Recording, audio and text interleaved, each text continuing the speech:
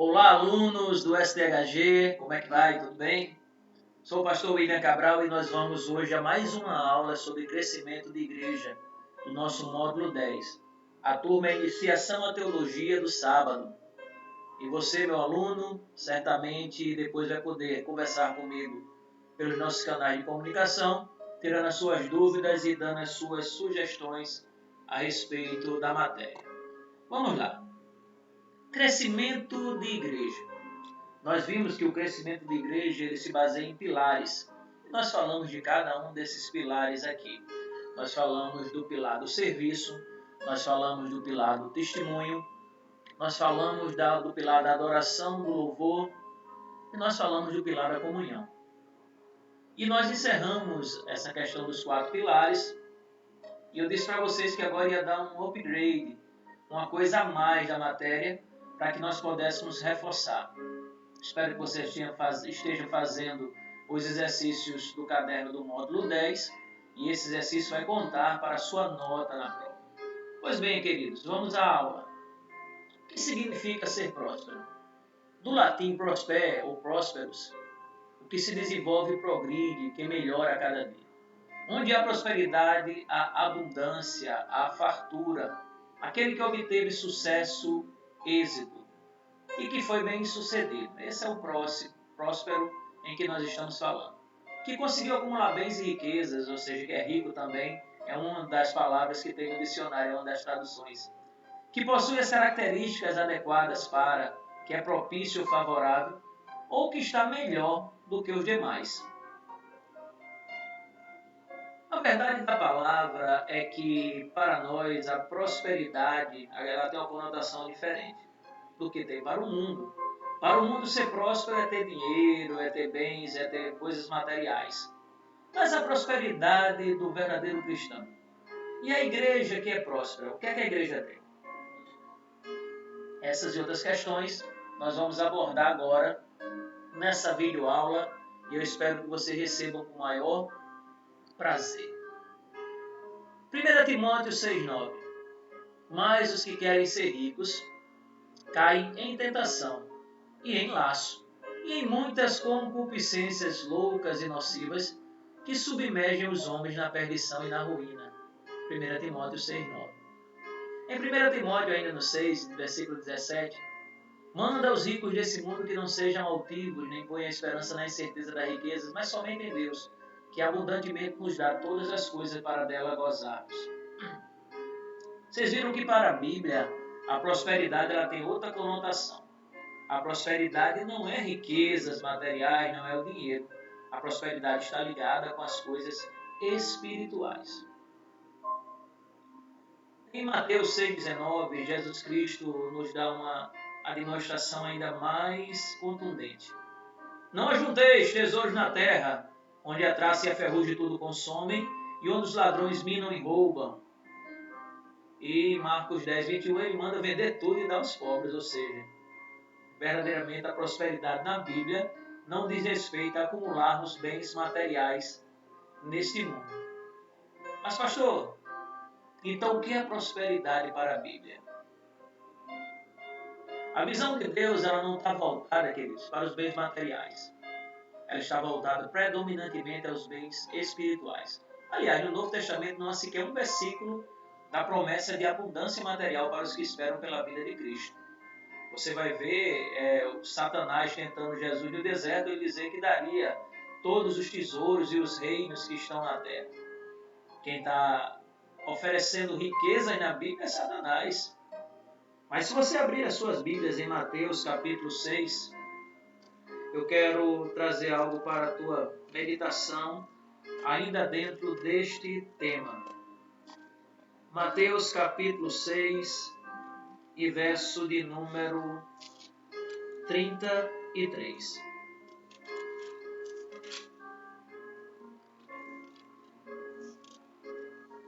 Você que não é aluno ainda do STHG, mas tem vontade de fazer o seu curso de teologia, depois coloca aí nos comentários desse vídeo aí o seu contato e eu estarei entrando em contato contigo para nós vermos a possibilidade de você fazer parte dessa turma.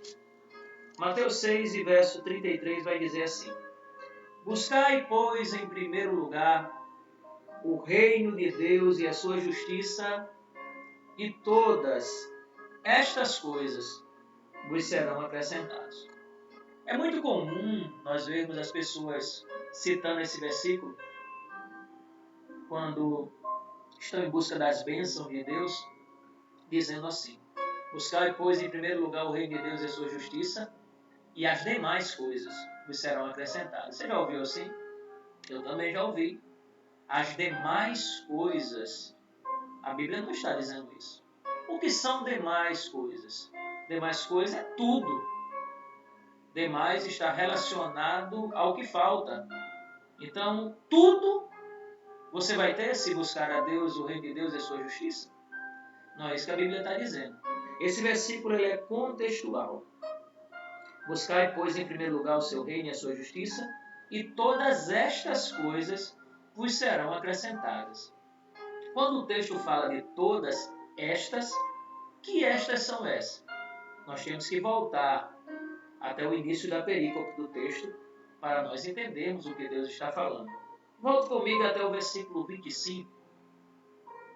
Por isso vos digo, não andeis ansiosos pela nossa vida, quanto ao que haveis de comer ou beber, nem pelo vosso corpo, quanto ao que haveis de vestir. Não é a vida mais do que alimento e o corpo mais do que as vestes? Observai as aves do céu, não semeiam, não colhem, nem ajuntam em celeiros, contudo o vosso Pai Celeste as sustenta. Porventura não valei vós muito mais do que as aves? Qual de vós, por ansioso que esteja, pode acrescentar um côvado ao curso da sua vida? E por que andais ansiosos quanto ao seu vestuário? Considerai como crescem os lírios do campo, eles não trabalham nem fiam. Eu, contudo, vos afirmo que nem Salomão em toda a sua glória se vestiu como qualquer um deles. Ora, se Deus veste assim a erva do campo que hoje existe e amanhã é lançada no forno, quanto mais a vós outros, homens de pequena fé. Portanto, não vos inquieteis, dizendo que comeremos, que beberemos, ou com que nos vestiremos. Porque os gentios é que procuram todas estas coisas. Pois o vosso Pai Celeste sabe que é necessário de todas elas. Buscai, pois, em primeiro lugar o reino de Deus e a sua justiça, e estas outras coisas vos serão acrescentadas. Portanto, não vos inquietei com o dia de amanhã, pois o amanhã trará seus cuidados. Basta cada dia o seu próprio mal. Parou? Meditou? Que coisas são essas que nós identificamos no texto?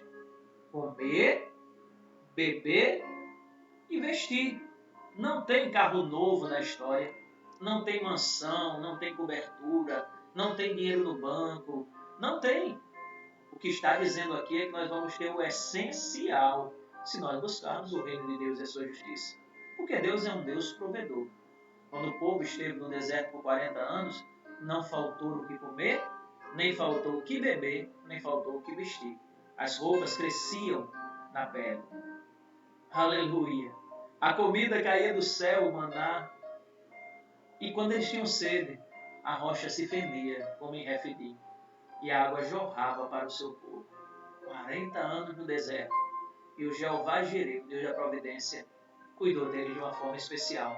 E por que não cuida de você? Outra parte desse versículo que eles não usam é que nós não devemos estar ansiosos por coisa alguma. A ansiedade tem sido o mal de muitos, e muitos têm perecido na depressão, na opressão, na síndrome do pânico, devido a estar se preocupando muito, exacerbadamente com o dia de amanhã. Uma pequena preocupação é natural, é normal do ser humano, mas tem pessoas que querem viver o amanhã de forma muito intensa, não sabem nem se estarão vivos hoje, essa aqui é a verdade. A cada dia o seu mal, queridos. Como eu estava falando, nessa prosperidade eu quero dar continuidade, dizendo que o que muitos pensam sobre uma prosperidade, uma igreja próspera. O que muitos pensam sobre uma igreja próspera é que a igreja é aquela que está repleta de bens materiais. Aquela cujos membros estão fartos de riquezas. Aquela que exalta que entre os seus membros não pode existir ninguém desprovido de bens materiais. Afinal, são todos filhos do rei. São filhos do dono do ouro e da prata. E como é que pode ter um pai rico e um filho pobre? Essa é a argumentação que esses teólogos falam. Me reporto às palavras de Jesus Cristo, dizendo que o reino dele é nos céus. O meu reino é nos céus. Aleluia. Meu reino está nos céus e não na terra.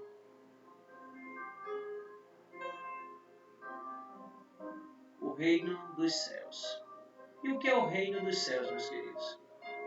O reino do céu não é comida e nem bebida. O reino do céu é paz e felicidade em Cristo. A prosperidade das igrejas antigas na época de Jesus. Os cristãos da Judéia, por exemplo, eles passavam por dificuldades financeiras e foram ajudados pelos coríntios e pelos macedônios. Veja comigo lá em 2 Coríntios 8 e 9. Em 2 Coríntios 8 e 9, nos dá uma dimensão de como essa ajuda foi importante para aquela igreja, para aqueles irmãos da Judéia. 2 Coríntios 8 e 9. 2 Coríntios 8 e 9. Vamos lá. A oferta das igrejas da Macedônia para os pobres da Judéia. Paulo, o apóstolo de Cristo, escrevendo a sua segunda carta, que na verdade não é a segunda carta, né? Nós sabemos que tivemos outras cartas de Paulo que não estão na Bíblia porque se perderam. Essa provavelmente vai ser a quarta carta de Paulo aos Coríntios, mas vamos lá, isso é um motivo para outra aula, lá em Epístolas Paulinas nós vamos falar sobre isso. Diz assim: também, irmãos, vós fazemos conhecer a graça de Deus concedida à igreja da Macedônia, porque no meio de muita prova de tribulação manifestaram abundância de alegria, e a profunda pobreza deles superabundou em grande riqueza da sua generosidade. Porque eles, testemunho eu, na medida de suas posses, e mesmo acima delas, se mostraram voluntários, pedindo-nos com muito rogos a graça de participarem da assistência aos santos. E não somente fizeram como nós esperávamos, mas também deram-se a si mesmo, primeiro ao Senhor e depois a nós pela vontade de Deus. O que nos levou a recomendar a Tito, que como começou assim também completa essa graça entre vós. Como porém em tudo manifestais superabundância, tanto na fé e na palavra como no saber, e em todo o cuidado, e em nosso amor para convosco, assim também abundeis nessa graça. Não vos falo na forma de mandamento, mas para provar pela diligência de outros a sinceridade do vosso amor. Pois conheceis a graça do nosso Senhor Jesus Cristo, que sendo rico se fez pobre, por amor de vós, para que pela sua pobreza vós tornasseis ricos. E nisso dou minha opinião, pois a vós outros é que desde o ano passado principiaste não só a prata, mas também o querer. Convém isso. Completai agora a obra começada, para que, assim como revelastes prontidão no querer, assim a leveis a termo, segundo as vossas posses. Porque se há boa vontade, será aceita, conforme o que o homem tem, e não segundo o que ele não tem. Porque não é para que os outros tenham alívio e vós sobrecarga, mas para que haja uma igualdade, suprindo a vossa abundância no presente, a falta deles, de modo que a abundância daqueles que venham a suprir a vossa falta, e assim haja igualdade. Como está escrito, o que muito colheu não teve demais, e o que pouco não teve falta. Mas graças a Deus que pôs no coração de Tito a mesma solicitude por amor de vós, porque atendeu ao nosso apelo, e mostrando-se mais cuidadoso, partiu voluntariamente para vós outros. E com ele enviamos o irmão cujo louvor no Evangelho está espalhado por todas as igrejas. E não só isso, mas foi também eleito pelas igrejas para ser nosso companheiro ao desempenho dessa graça ministrada por nós, para a glória do próprio Senhor. E para mostrar a nossa boa vontade, evitando assim que alguém nos acuse em face dessa generosa dádiva administrada por nós, pois o que nos preocupa é procedermos honestamente, não só perante o Senhor, como também diante dos irmãos. Com eles enviamos nosso irmão, cujo zelo em muitas ocasiões e de muitos modos temos experimentado, agora porém se mostra ainda mais zeloso pela muita confiança convosco. Quanto a Tito, é meu companheiro e cooperador. Quanto aos nossos irmãos, são mensageiros das igrejas e glória de Cristo. Manifestai, pois, perante as igrejas a prova do vosso amor e da vossa exultação a vosso respeito na presença desses homens. Esse é o versículo 8, onde Paulo fala sobre a oferta que os irmãos macedônios estão enviando aos pobres da Judéia. Note que o povo da Judéia, apesar de ser um povo cristão verdadeiro, estava passando por provas. No capítulo 9, a partir do verso 1, Paulo ainda dá instruções em referência a uma grande coleta que será feita nas igrejas. Diz assim: ora, quanto à assistência a favor dos santos, é desnecessário escrever-vos, porque bem reconheço a vossa presteza, da qual me glorio, junto aos macedônios, dizendo que a Acaia está preparada desde o ano passado, e o vosso zelo tem estimulado muitíssimos. Contudo, enviei os irmãos, para que o vosso louvor a vosso respeito, neste particular, não se desminta, a fim de que, como venho dizendo, estivesseis preparados. Para que, caso alguns macedônios forem comigo e nos encontrem desapercebidos, não fiquemos nós envergonhados, para não dizer vós, quanto a esta confiança. Portanto, julguei conveniente recomendar aos irmãos que me precedessem entre vós e preparassem de antemão a vossa dádiva já anunciada, uma oferta, para que esteja pronta como expressão da generosidade e não de avareza. Versículo 6. Isso afirmo: aquele que semeia pouco, pouco também ceifará, e o que semeia com fartura, com abundância também ceifará. Cada um contribua segundo tiver proposto no seu coração, não com tristeza ou por necessidade, porque Deus ama ao que dá com alegria. Queridos, entendam, essa passagem é a passagem que se aplica aos dias de hoje. Nós não podemos dar a nossa dádiva, o nosso dízimo, a nossa oferta, de forma que venha nos constranger. Nós devemos dar conforme Deus propõe em nosso coração, não com tristeza, nem por necessidade, pois Deus ama ao que dá com alegria. No versículo 8 vem uma promessa para quem é generoso, para quem trabalha a generosidade, para quem aplica a generosidade. Deus pode fazer-nos abundar em toda graça, a fim de que, tendo sempre em tudo ampla suficiência, superabundeis em toda boa obra. E o versículo 9 deixa mais claro o teor contextual. Distribuiu, como está escrito, distribuiu Deus pobres e a sua justiça permanece para sempre. Ora, aquele que dá semente ao que semeia e pão para alimento, também suprirá e aumentará a vossa sementeira e multiplicará os frutos da vossa justiça. Versículo 11. Enriquecendo-vos em tudo para toda generosidade, a qual faz que, por nosso intermédio, sejam tributados graças a Deus. Porque o serviço dessa assistência não só supre a necessidade dos santos, mas também redunda em muitas graças a Deus. Visto como na prova dessa ministração, glorificam a Deus pela obediência da vossa confissão, quanto ao Evangelho de Cristo e pela liberalidade com que contribuís para eles e para todos, enquanto oram eles a vosso favor com grande afeto, em virtude da superabundante graça de Deus que há em vós. Versículo 15. Graças a Deus pelo seu dom inefável. Que bênção! Então, como eu disse, as igrejas tinham dificuldades, mas na pobreza, na limitação das igrejas da Macedônia, na limitação das igrejas de Coríntios, eles conseguiam juntar e dar aos seus irmãos que estavam padecendo necessidades. E todos eram prósperos. Eram prósperos tanto aqueles que recebiam as dádivas, quanto aqueles que ministravam essas dádivas. Era próspero tanto aquele que recebia a oferta, como era próximo aquele que ofertava. Em Atos 20, 35, ainda vai mais além, para corroborar com esse pensamento. Atos capítulo 20 e verso 35 vai dizer assim, ó.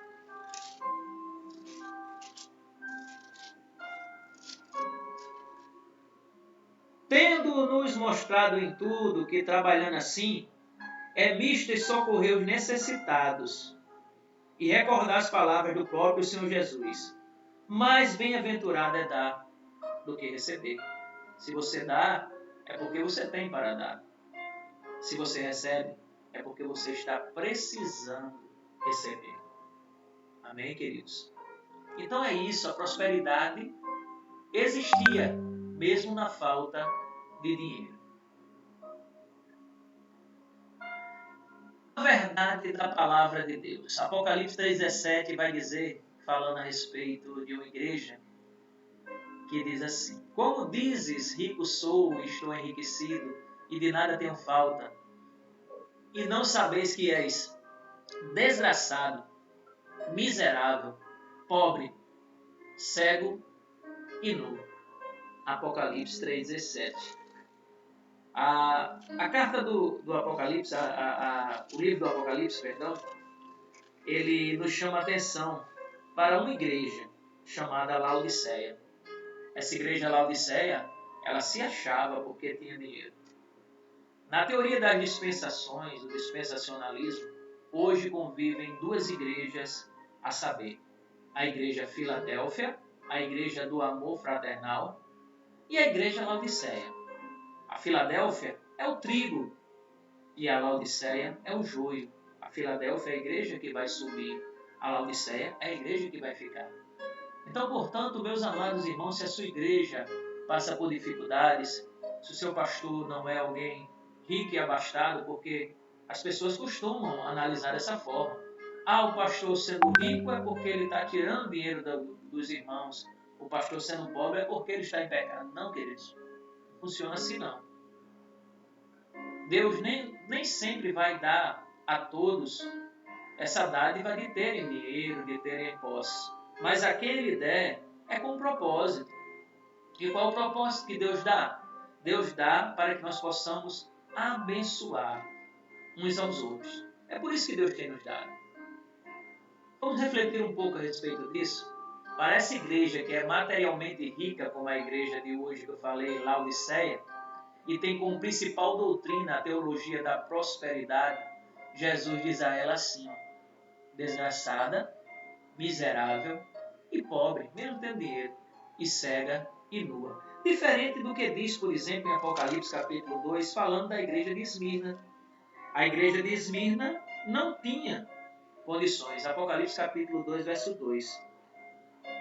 Apocalipse capítulo 2, verso 9, perdão. Conheça a tua tribulação e a tua pobreza, pobreza financeira.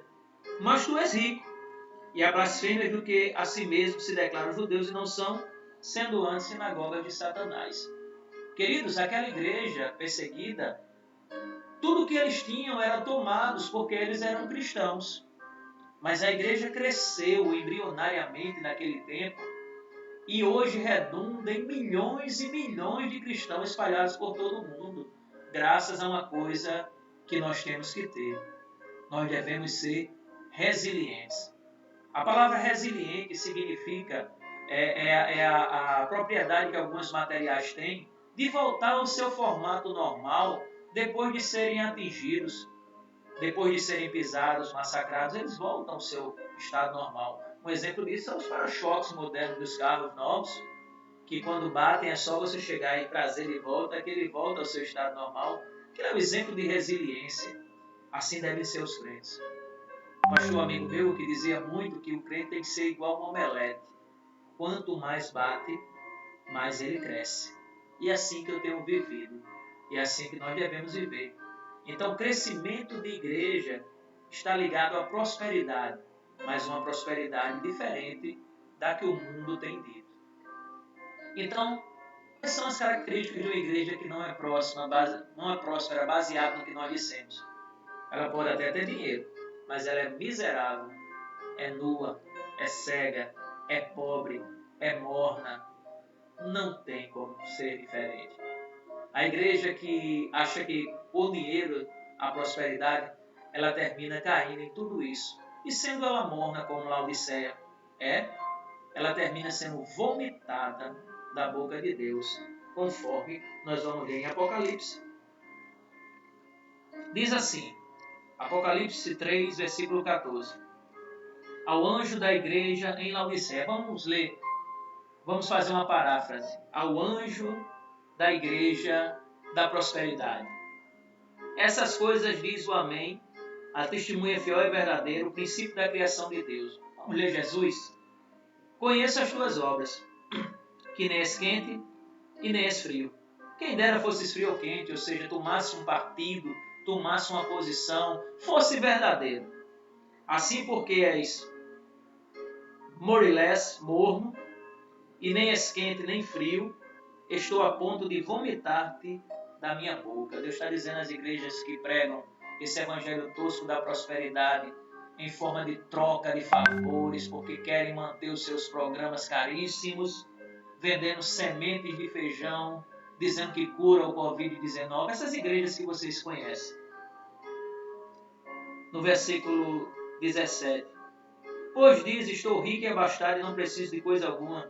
E nem sabe que tu és infeliz, sim, miserável, pobre, cego e nu. No versículo 18, porque Deus ama e tem misericórdia, ele diz assim, ó, aconselho-te que de mim compres ouro refinado pelo fogo. Meu Deus! Enquanto as igrejas da prosperidade buscam uma vida boa, abastada nesse mundo, Jesus diz que eles precisam comprar dele ouro que passou pelo fogo, ouro que passou pela cruz do Calvário, ouro que passou pelas aflições, ouro que passou pelas adversidades, ouro que passou pelas dificuldades cotidianas. No mundo tereis aflições, diz o Senhor, mas tende bom ânimo. Fogo para enriqueceres, vestiduras brancas para te vestir, as vestes estão sujas, a fim de que não seja manifesta a vergonha da tua nudez. E colírio para ungires os olhos, a fim de que vejas. Versículo 19, ele vai dizer, eu repreendo e disciplina quantos anos. Sê, pois, zeloso e arrepende-te. Ainda há oportunidade para essas igrejas. Eles precisam chegar a um arrependimento pleno e só assim poderem sentir a majestade e o poder que emana do trono de Deus.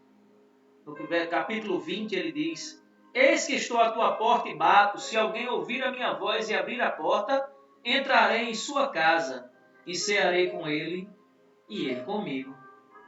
Jesus está fora dessas igrejas. Jesus está fora da igreja de Laodiceia. Jesus está fora, irmão. E ele está batendo a porta, muitas vezes com a palavra rígida, com a palavra de admoestação, igrejas que não pregam contra o pecado, igrejas coach, onde a autoajuda é mais importante do que a ajuda do alto. Voltemos ao Evangelho. No versículo 21, uma promessa para a igreja de Laodiceia. Para a igreja que hoje prega a prosperidade, para esses mega pastores, apóstolos, bispos, missionários, enfim, para esses homens que se auto-intitulam, meu Deus, ao vencedor, ou seja, se vocês vencerem, dar-lhe-ei a sentar comigo no meu trono, assim como também eu venci e me sentei com seu Pai no seu trono. No versículo 22, algo que fica claro em todo o Apocalipse.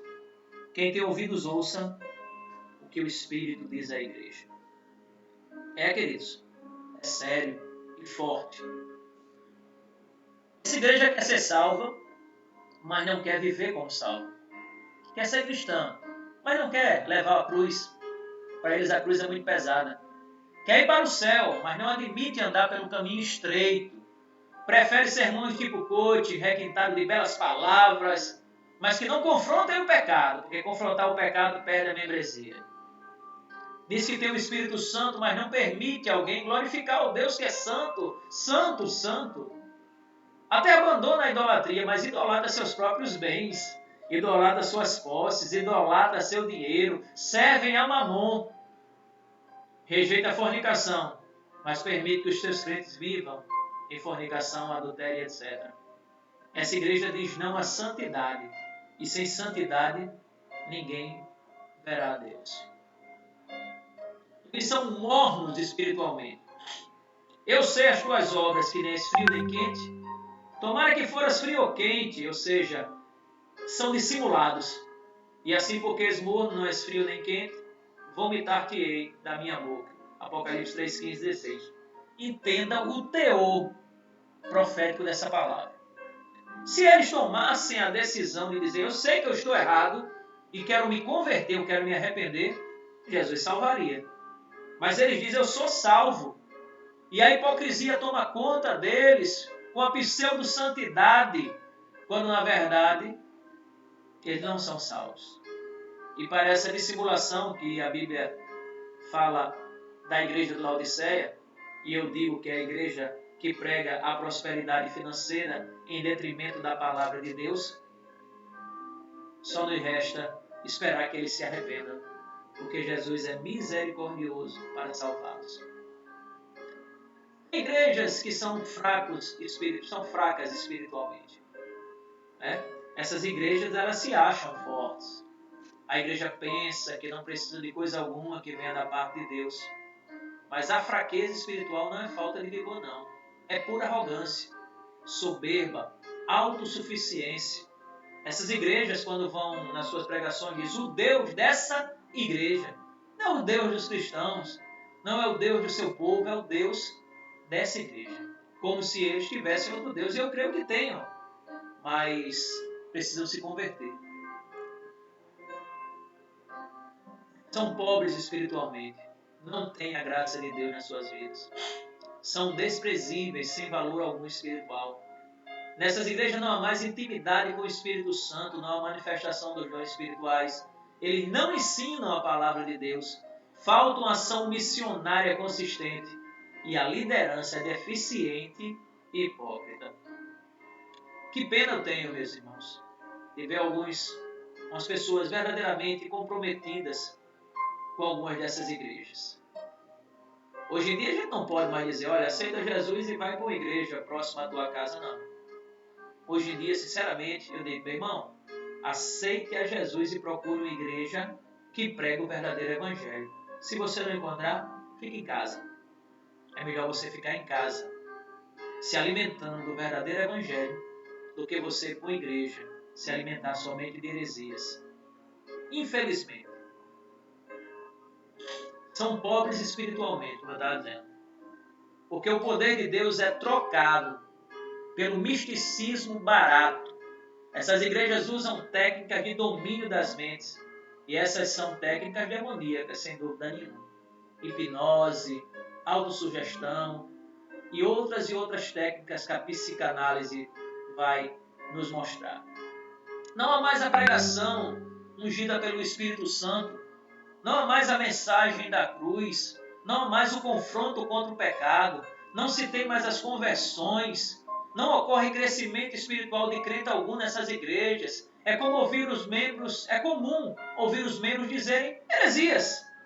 E as pessoas que vão à frente, ao invés de pregar a palavra de Deus, ao invés de pregar a vida de Cristo, pregam das suas próprias vidas, testemunhando às vezes coisas absurdas. Nós devemos viver aquilo que pregamos, porque aquilo que pregamos é a palavra de Deus, e não pregar aquilo que vivemos, porque pregar tudo aquilo que nós estamos vivendo não vai alimentar a igreja. A igreja se alimenta dessa palavra, da palavra de Deus. Ainda sobre o tópico pobreza espiritual, nós vamos ver que o louvor que fazia o povo chorar antigamente e glorificar a Deus, e quebrantava os corações, agora foi substituído por coreografias espalhafatosas. O convite ao arrependimento... Só um minutinho.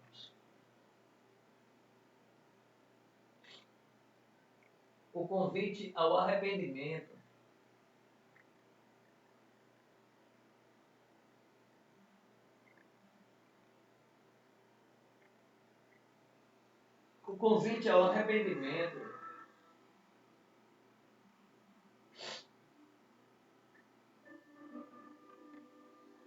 O convite ao arrependimento dos pecados, ele foi trocado pela oferta de sensações, de riquezas materiais. A renúncia de si mesmo deu lugar à alta exaltação. Glória a mim, louvado seja eu. Autoafirmação, fazendo exigências ao Senhor. Eu determino isso, eu determino aquilo. É muito comum ouvir os seus membros determinarem bênçãos. Você já viu alguém determinando? Eu determino que Deus vai mandar meu marido de volta. Eu determino isso e aquilo. Se não acontecer daqui a até o final do ano, eu saio da igreja. É essa pobreza espiritual que estamos falando aqui. Mas também, junto com a pobreza, tem a cegueira espiritual. E essa é tremenda. A cada dia que passa, multidões e multidões passam a praticar verdadeiras abominações em nome de Deus ou a pretexto de servi-lo. Um sem número de inovações, modismos chegam, instalam-se e conquistam o coração e a mente de muitos crentes, sendo vários deles com anos e anos de fé. Olha o que é que Deus vai falar a respeito da cegueira espiritual aqui para a igreja de Laodiceia. A igreja que hoje vive essa teologia nefasta da prosperidade.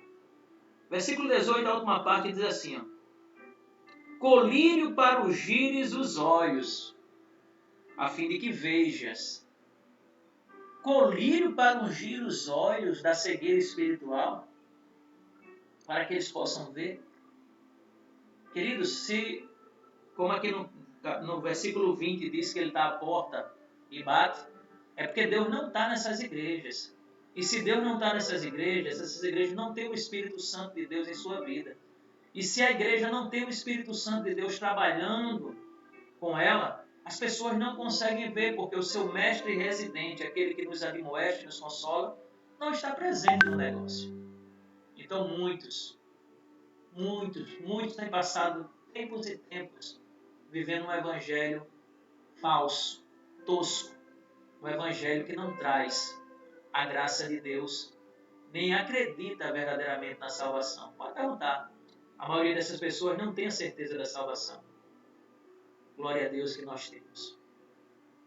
Em Lamentações de Jeremias, capítulo 1, verso 8, diz assim, Jerusalém gravemente pecou, por isso se fez errante. Todos os que a honravam e desprezavam, porque viram a sua nudez, ela também suspira e volta atrás. Quando a Bíblia diz que essa igreja é nua, é porque a nudez está vinculada à prática do pecado, à traição diante de Deus, à prostituição. Imagine vocês o seguinte, uma coisa é pecar. Infelizmente, nós pecamos quando menos esperamos. E o pecado é um acidente de percurso na vida do cristão. Quando a gente não quer, mas a gente tropeça e peca. Mas quando nós conhecemos a palavra e nós pecamos, aí nós então transgredimos. Transgredimos o quê? As leis de Deus, a palavra de Deus, que nós sabemos que não é para fazer, fazemos deliberadamente. E quando esse pecado se torna algo habitual? Quando esse pecado torna-se algo habitual, aí vem a iniquidade. Coisa tremenda. Pecado, transgressão e iniquidade. 3 faces de um mesmo mal. 3 faces que estão contrários àquilo que Deus quer em nossas vidas. A verdadeira prosperidade agora, para nós entendermos, Salmo 73, versículo 25. Quem tenho eu no céu, senão a ti, e na terra não há quem eu deseje além de ti. Nós temos um Pai dos céus, e aqui na terra ele supre as nossas necessidades. Esse salmo de Asaf, que era um levita, ele se deparou com a realidade daqueles que não temem a Deus, que são corruptos, e os impiedosos que buscam a fartura financeira. Só há diante de Deus 2 igrejas, queridos. Aquela que será arrebatada, a Filadélfia, que mesmo tendo pouca força não negaste o meu nome. Por esse motivo também eu te guardarei no dia da aprovação, que há de vir sobre todo o mundo, Apocalipse 3:10. E a igreja de Laodiceia, aquela que Deus está prestes a vomitar. Aquela que vai ficar, que não será levada pelo Espírito Santo ao encontro de Deus. Portanto, temos aqui 2 realidades. A perdição eterna para aqueles que vivem na hipocrisia e a eternidade em Cristo para aqueles que são fiéis. Ainda nessa aula essa, como eu disse, no curso de Teologia do SDHG, nós vamos ainda ver alguns tópicos. Mas eu creio que você já está entendendo que hoje militam no mesmo contexto de igreja, uma igreja fiel, temente a Deus e que se afasta do mal, e uma igreja que vive o pecado como se não estivesse vivendo. Uma igreja que vive na hipocrisia. Então a prosperidade, queridos, está no reconhecimento e não na aquisição dos bens espirituais e eternos. Jesus faz questão de mostrar que o que levará o homem a glorificar a Deus não é como ocorria em Israel, a prosperidade material, mas sim a presença de boas obras. Lá em Mateus 5,16 vai dizer isso. Vamos fazer a leitura? Mateus capítulo 5 e verso de número 16. Mateus 5,16 diz assim: Assim brilhe também a vossa luz diante dos homens, para que vejam as vossas boas obras e glorifiquem o vosso Pai que está nos céus. O crente, ele faz boas obras, ele pratica as boas obras, não para ser salvo. Conforme Efésios 2 e 8, nós sabemos, o 2 e 8 e 9, nós sabemos que não é pelas obras para que ninguém se glorie que vem a salvação. A salvação vem pela graça, mediante a fé. E isso não vem de vós, é dom de Deus. Mas nós sabemos que aquele que tem a nova natureza e que já é salvo, aí sim ele pratica as boas obras. Eu costumo dar um exemplo na igreja e vou dar para vocês hoje. Imagine que você chega num posto de saúde e um homem está ali com o seu jaleco branco prescrevendo uma receita para alguém. Esse homem é um médico. Mas a pergunta é, ele está prescrevendo para ser médico ou ele está prescrevendo porque ele é médico? Óbvio, ele está prescrevendo porque ele é médico. E sendo médico, ele tem esse dom. Assim também somos nós. Praticamos boas obras não para sermos salvos, mas porque somos salvos. Recebemos de Deus uma nova natureza, regenerada no Espírito Santo. E isso faz toda a diferença. É por isso que eu costumo dizer, meus amados irmãos, é melhor ser do que parecer. Para Pedro, o apóstolo de São Pedro, Deus era o seu maior bem. Olha o que é que ele diz aqui em João 6, versículos 67 e 68. Senhor, para quem iremos nós? Só tu tens as palavras da vida eterna. Aquela multidão estava abandonando a Cristo. E ele perguntou aos seus discípulos, quereis vós também retirar-vos? Mas Pedro toma a palavra e diz, Senhor, para onde iremos? Não podemos sair da tua presença. Só o Senhor tens a palavra de vida eterna. Como podemos te deixar, Jesus? Tu ensinas doutrinas que conduzem à vida eterna. Se nós te deixarmos, não há mais ninguém a quem poderíamos seguir. Deixar seria selar a nossa condenação, em outras palavras. É isso, filhos. A palavra de Deus é perfeita. Paulo renuncia, e ele fala de lucros e perdas, lá em Filipenses capítulo 3, versículos 7 e 8. Para Paulo, Cristo é o seu bem maior. Para você. O que para mim era ganho, eu reputei perda por Cristo. E na verdade tenho também por perda todas as coisas pela excelência do conhecimento de Cristo Jesus, meu Senhor, pelo qual sofri a perda de todas essas coisas e as considero como escória, como expurgo, para que possa ganhar a Cristo. Que bênção! Paulo está dizendo que a maior virtude, a maior vitória, o maior tesouro é a excelência do conhecimento de Cristo. E olha que Paulo está falando, e ele escreveu pelo menos 13 cartas. Ali tinha conhecimento da parte de Deus e podia falar o que ele está dizendo aqui. A verdadeira prosperidade é que nós somos o corpo de Cristo. Nós somos unidade de Cristo. Nós temos comunhão com Cristo. Portanto, a verdadeira prosperidade não é ter dinheiro, e sim ter paz em meio às guerras. Ter certeza em meio às dúvidas, ser em Cristo mais que vencedor e poder glorificar e adorar a Deus no mundo corrompido pelo pecado. Ter prosperidade é ser sal e luz, queridos. E se você analisar essa passagem, você vai ver que ser sal e luz é algo que precisamos agarrar com unhas e dentes. Porque o sal, se ele não estiver na carne, por exemplo, antigamente não tinha refrigeração. Então as carnes, as proteínas, elas eram salgadas para que não viessem a apodrecer. Agora imaginem vocês o seguinte, se o sal não tiver impregnado na carne, ele não vai dar esse teor adstringente, ele não vai ser insípido. Ele não vai ser, aliás, ele não vai cuidar para que não apodreça. Não é isso? E se ele não fizer uso nenhum desse sal, se o sal não servir para nada, ele vai ficar insípido. Ele vai ser pisado. Ele vai ficar sem gosto. E devemos ser luz, porque o mundo vive em trevas. Mas nós somos a luz do mundo. Vós sois o sal da terra e a luz do mundo. E isso é ser próspero. Uma igreja próspera tem alguns atributos e eu quero compartilhar com vocês. A igreja próspera, ela tem a marca da unidade. E unidade é diferente de união. Enquanto a união é a junção de duas ou mais pessoas que estão unidas por um elo comum, a unidade é ter o mesmo pensamento. E se nós observarmos o Espírito Santo, ele nos dá, é a nossa consciência prática, o Espírito Santo ele nos dá o mesmo pensamento que os nossos irmãos, ele testifica os pensamentos através da palavra de Deus. Uma igreja próspera é marcada de sinais e prodígios, milagres acontecem. Agora, recente, num clamor de meio-dia, onde nós estávamos, uma senhora teve uma paralisia facial, um AVC, e na oração ela voltou normal.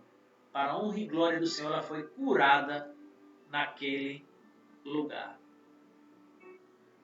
A marca da admiração pelas obras espirituais, a marca do crescimento da fidelidade a Deus em todos os níveis, a marca da fé, a marca da intimidade, que é a aproximação com Deus, a libertação dos atormentados e enfermos. Uma igreja próxima é aquela que abandonou completamente a idolatria. E cabe aqui um parênteses dizer que idolatria não é adorar a imagem e escultura só, não. Quando você deixa de dar a Deus o seu lugar devido para dar qualquer outra coisa, isso é idolatria. Queridos. Promove Deus nos corações de todos. Essa é a igreja próspera. Uma igreja próspera prega o verdadeiro evangelho. O evangelho do nosso Senhor e Salvador Jesus Cristo. Já estamos terminando. E quero concluir dizendo que você é parte da igreja de Cristo. E a verdadeira prosperidade é ter Cristo dentro de vós. É alcançar a paz, viver a plena felicidade e ao morrer para o mundo ser salvo. E sendo salvo estar ao lado de Deus, morando com Ele eternamente no paraíso. A igreja que mais cresce é aquela que mais aprende. E a mais próspera é a que mais trabalha em si a santidade como estilo de vida. Com essas palavras eu encerro essa aula e fico à disposição dos meus alunos pelo meu WhatsApp, pelos nossos canais de comunicação, para que vocês possam estar comentando e tirando as suas dúvidas de mais essa aula sobre crescimento de igreja do Seminário Teológico Howland Graham. Sou o pastor William Cabral e já agradeço a Deus pela tua vida. Quero encerrar como sempre com oração. Senhor nosso Deus, muito obrigado, Pai, por cada um daqueles, Senhor, que tem, Pai, assistido a essas aulas, que tem se dedicado, Pai, a aprender um pouco mais da tua palavra, Senhor. A estes, Pai, que estão agora, Senhor, nos seus trabalhos, em suas casas, em seus escritórios, enfim, observando, Pai, atentamente as palavras, o embasamento bíblico. Como cristãos de Berés, eles são excelentes, porque tudo que Paulo falava, eles iam ali pesquisar. E quem sou eu, Pai, tão pequenino? Então, irmãos, não é o que o pastor William está dizendo. Oh, meu Deus, muito obrigado por essas vidas, Pai. Obrigado por todos, em nome de Jesus. Que o Senhor venha continuar nos livrando de todo mal nessa pandemia e que nós continuemos, Pai, sendo igreja, mas não igreja qualquer, Pai. Que nós sejamos a igreja do Senhor, uma igreja verdadeira, fiel, uma igreja que tem temor, uma igreja reverente e que faz da adoração a sua bandeira, porque o Senhor tem dado pastores, mestres, o Senhor tem dado evangelistas, o Senhor tem dado apóstolos e profetas, Pai. Mas Tu estás a procurar os verdadeiros adoradores, aqueles que Te adoram em espírito e em verdade. Muito obrigado por mais essa aula, em nome de Jesus. Amém. Valeu, queridos. Fiquem com Deus, que Deus os abençoe. Em nome de Jesus, eu já agradeço por tua vida. A paz do Senhor